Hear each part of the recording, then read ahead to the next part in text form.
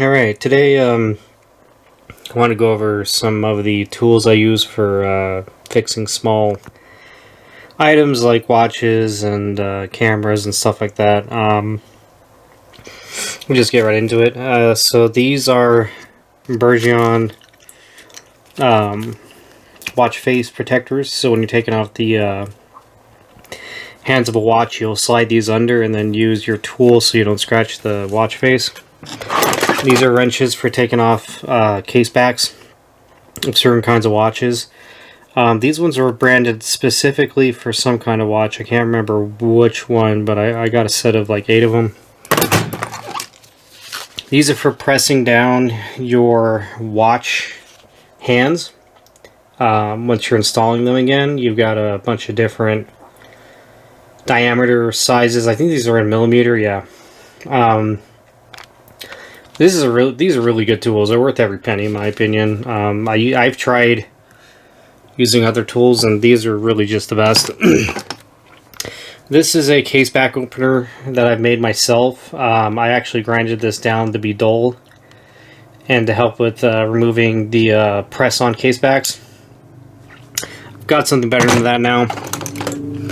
This is a case back wrench. This is what most people are pretty familiar with. You just kind of line these up with the notches and then you can twist it off. This is a watch pillow. So you can use this to do all kinds of work on your watch. The movement and the watch face usually end up on this for further work that's more detailed. And it's nice and cushiony and it just kind of protects everything. This is a link bar remover, if that's what you call those. So like if you want to take links off of your watch, you can use this, and you basically press this in and it'll push the bar out, and then you can take your links off, and then you can reinstall them with another tool. I usually use a hammer, but this is a movement holder or a case holder. The tabs are missing. I'm using them on something else.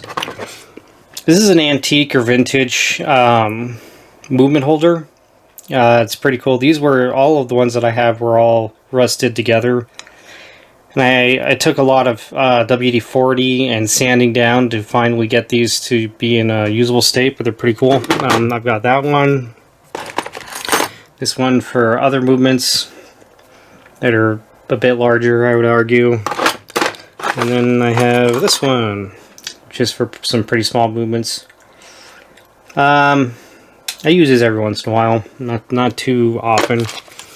I've got some Polywatch. This is really good for sprucing up a watch dial, or a watch crystal that's made out of acrylic.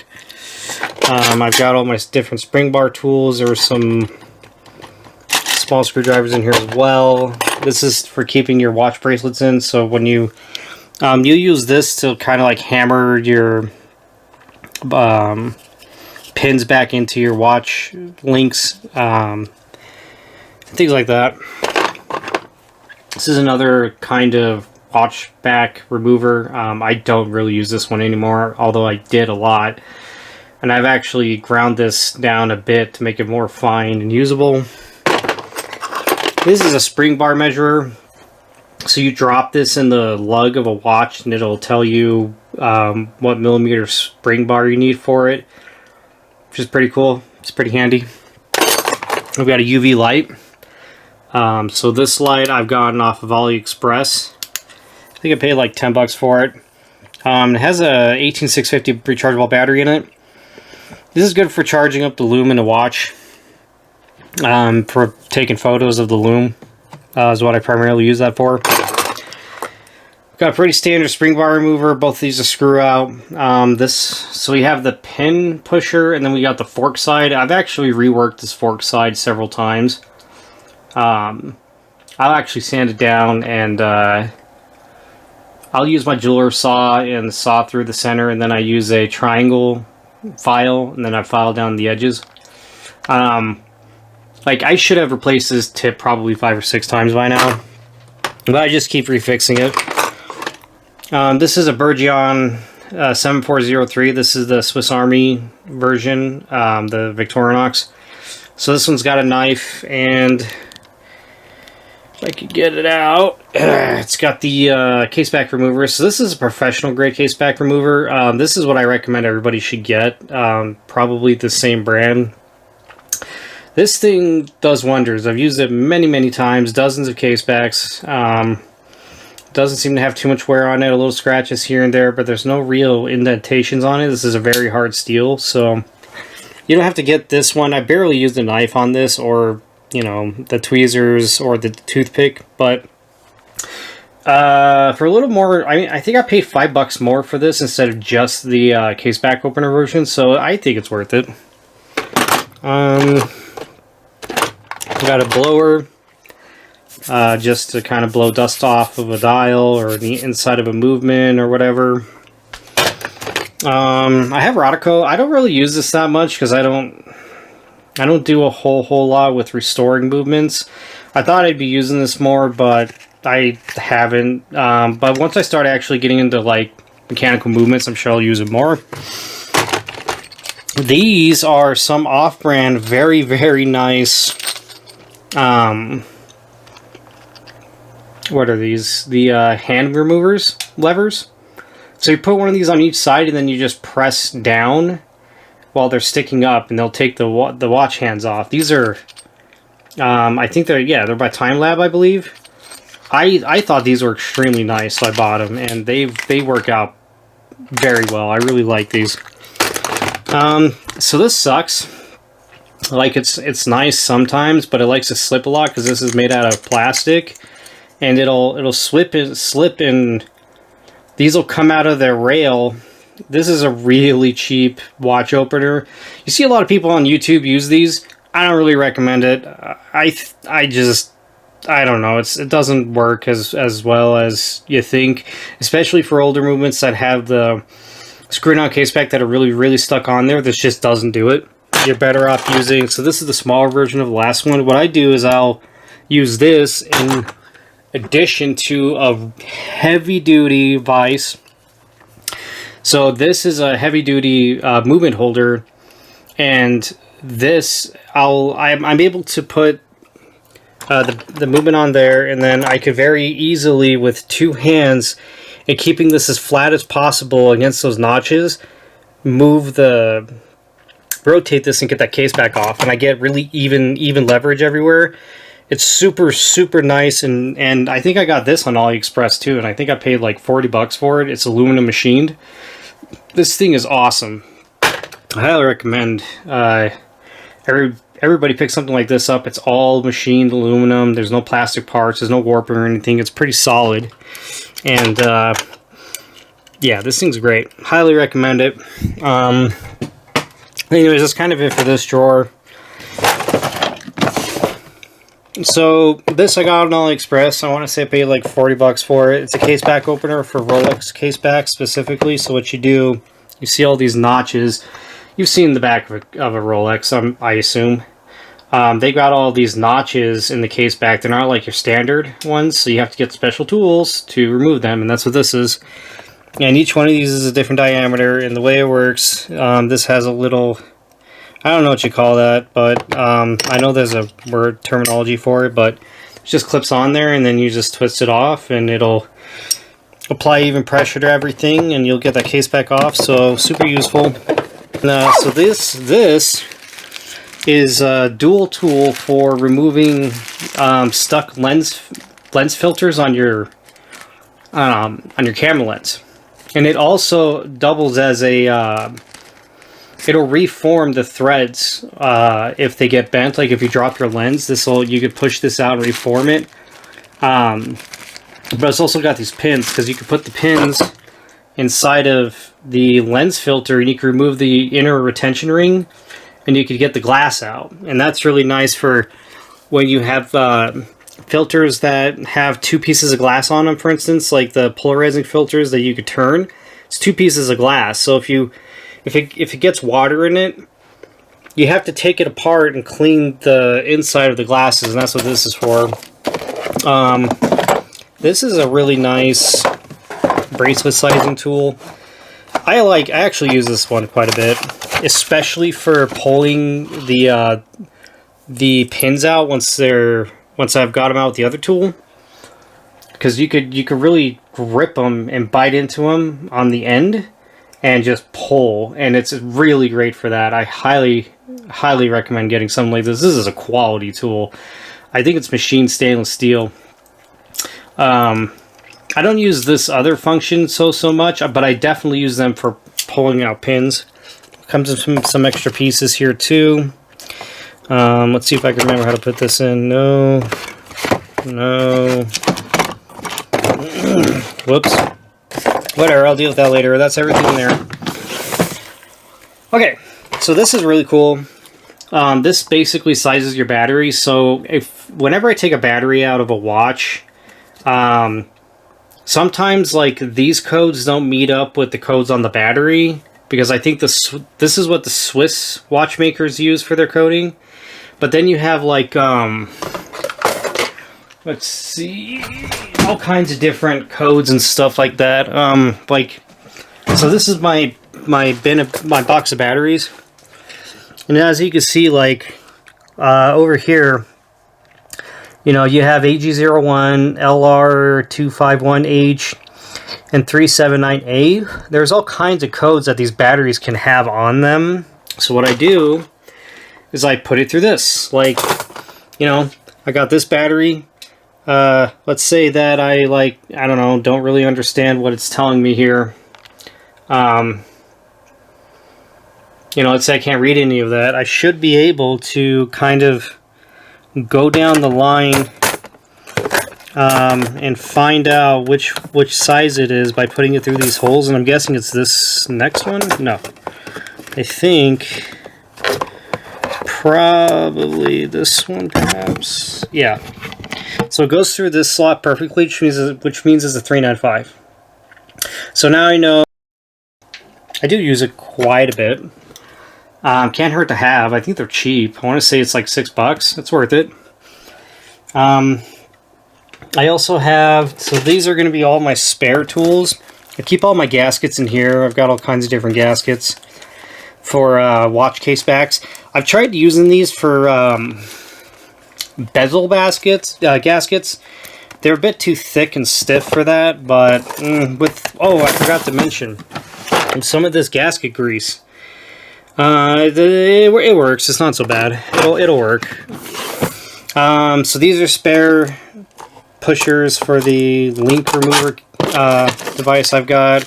These are spares for the watch case remover, the one from Made in India. So these are pins and collars of different kinds, because I lost some of these before, so I've got a whole set of these. Aliexpress, all this stuff I got off of Aliexpress. So this is one of those capacitors that I've used to replace one of the capacitors in a Citizen watch. This one's dead.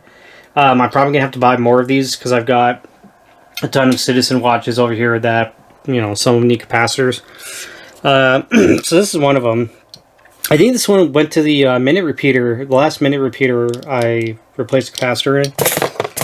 I like to buy just random screws, because there's so many different kinds of sets like this on Aliexpress. I just ended up buying like all of them, just in case I need them, because you never know when you need a random screw for something. So I've got those random screws. I've got all of these little random screws. I've actually had to use some from here, if I recall. I've replaced the crystal on a watch before, and I've got a spare because it came with two. I replaced the crystal on a Invicta Pro Diver watch. It was one of the old ones with the Miyota movement instead of the NH35, or the NH36 or whatever. So I got an extra one of these.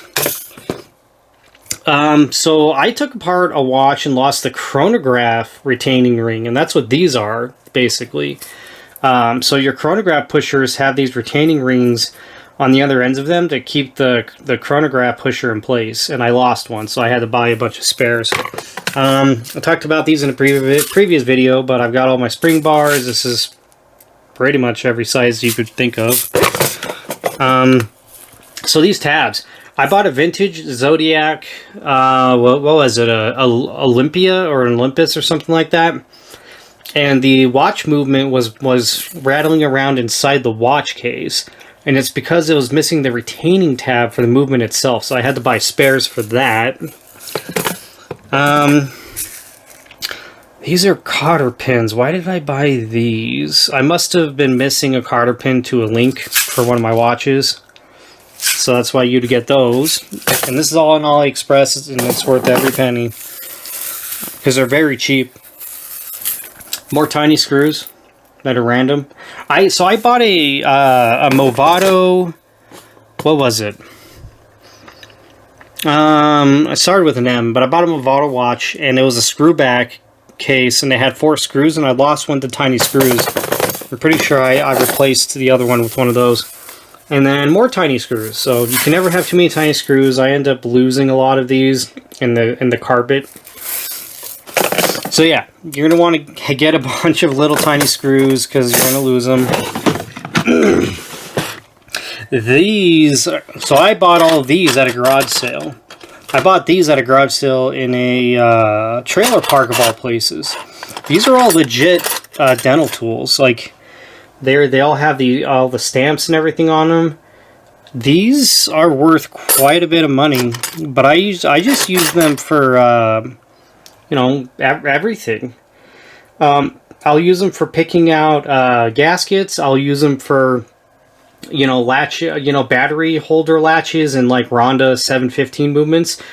I'll use this and it keeps me from slipping and destroying the coil, because that's something I've done before with those Ronda movements, because the coil's right next to the latch. It's so stupid. I don't know why they designed it that way, but these are really nice for stuff like that. Like, there's a million case uses for dental tools. Like, I think everybody should own stuff like this if you're going to work on small things. I think I've used every one of these. Like, this one used to be my sticker remover. I labeled it specifically for that. Because it has these nice little hooks on them, and you could just put them on something and remove sticker residue. Get a better look at that, I guess. Yeah, really, really nice. It's like flat on one side. Everybody should have stuff like this. I use this for cleaning. So this is like a makeup brush thing for women. But I actually use it to just clean out all the gunk in the back of a case back and stuff like that. Makeup products are great for cleaning watches, actually. I got a little hammer for when I'm working on hammering back in pins for links. These I got recently. I thought I might need them. So this is basically softer versions of these. So if I don't want to scratch something, I'll try these out and see if I can, you know, clean up whatever I'm working on with them. I got these on Aliexpress as well. They're pretty hard plastic. I've actually filed these down to make them a bit finer too. But yeah. I've also got a torch. So torches are super useful for all kinds of different applications. This one, I believe, is made in Japan. That's pretty cool. It works pretty well. The primary reason why I've got one of these is whenever I buy a bag, like a nylon bag that I want to resell and it's got fraying, I'll melt the fraying down and press it in, and it'll clean it up. And I use it for shoelaces as well and stuff like that. But everybody should probably have a little torch like this. They're just really useful. Okay, so I've got a bunch of tweezers. So having some micro tweezers like these are really nice for really, really small components. This is also ESD protected, which is also nice. But I got all kinds of different tools in here. All of my scissors, so all the stuff is usually vintage, because I'll get them at a garage sale. This one's made in Italy, for instance. You know, all this stuff is pretty useful. These are crimping pins. I use these for all kinds of different things, though. Like if I ever have to hold anything round, they're pretty nice for that as well. I got all my blades and stuff over here, X-Acto knives, things of that nature. I picked this guy up at a garage sale. I actually sharpen this blade. I'll go downstairs with a knife sharpening stone and I'll resharpen it and reuse it because it's a good blade. I know that you could replace it, but I mean, I don't know where you get replacement blades for a knife like this, actually. Maybe eBay. And all of my X-Acto stuff is actually, you know, vintage X-Acto, which is pretty cool. This is all stuff I get at garage sales. Got a really nice buck knife.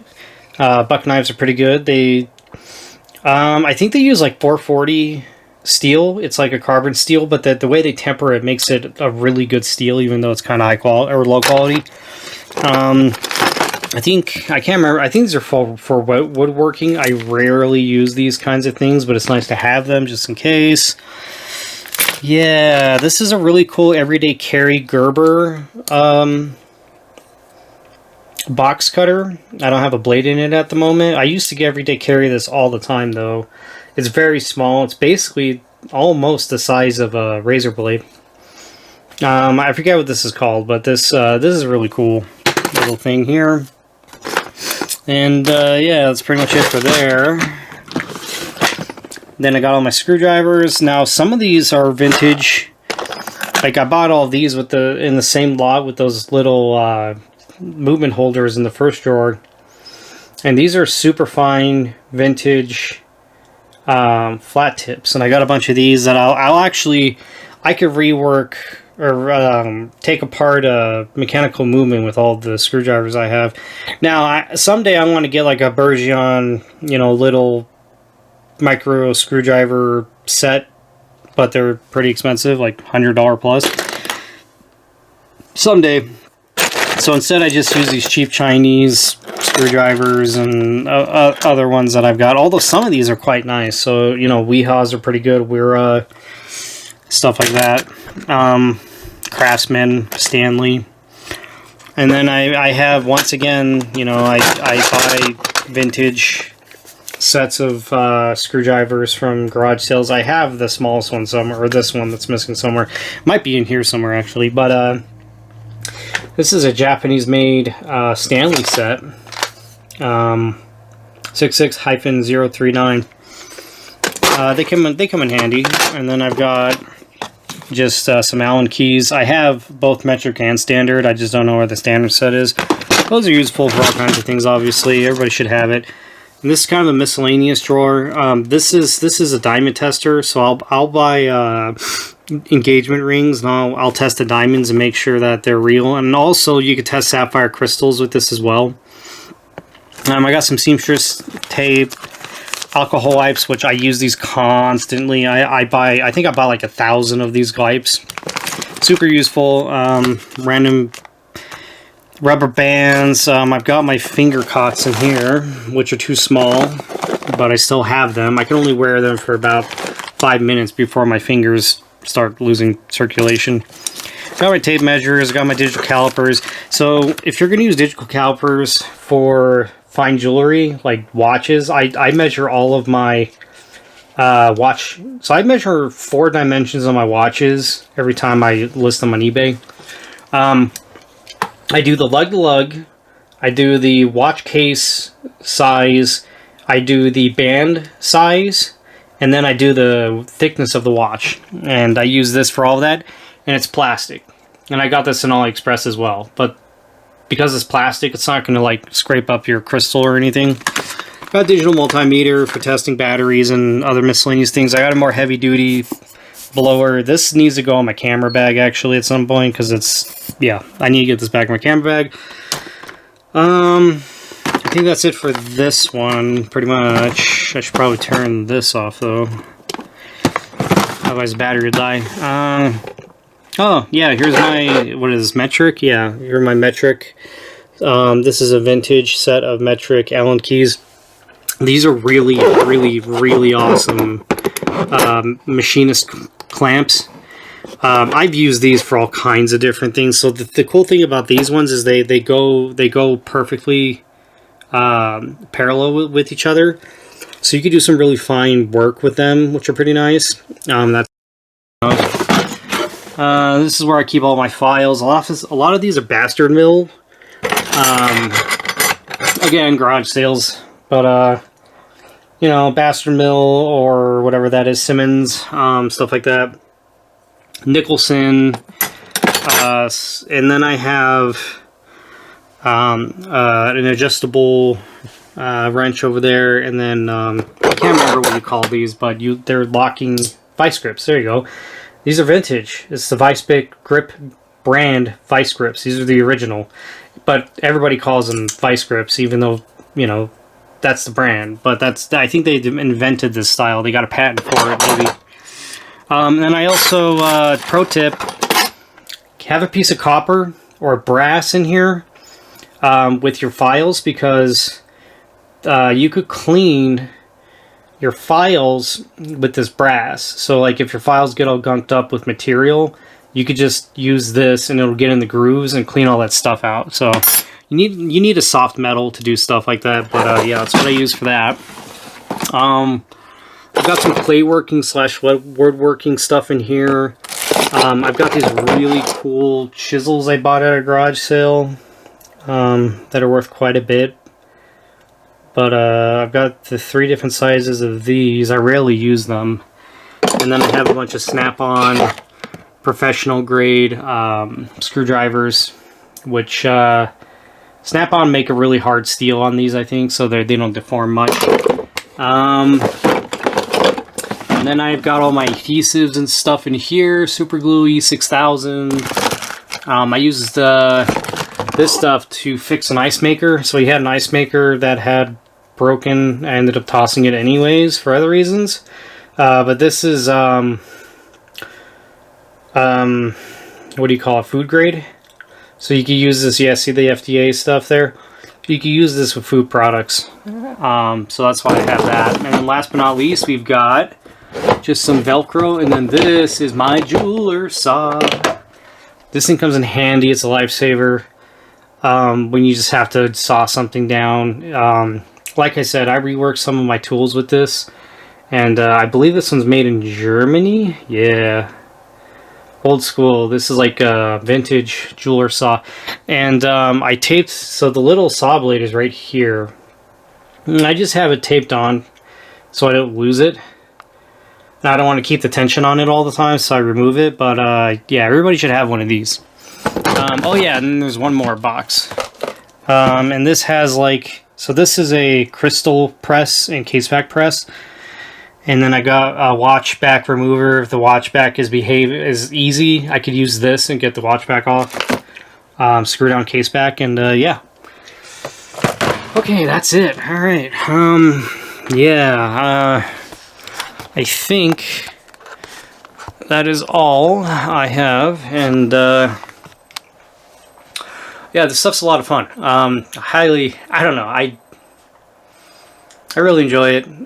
Going to garage sales, it's one of the best ways to get a lot of tools for really, really cheap. So if you're just starting out, I would go every Saturday. You could do Fridays too, but Fridays and Saturdays, try and go out every weekend and just see what you could find. And after, I would bet after about a month, maybe four weekends in a row, you could probably find a lot of the tools you need to do this kind of stuff. And yeah, I mean, I hope this is entertaining. I hope this helps somebody out.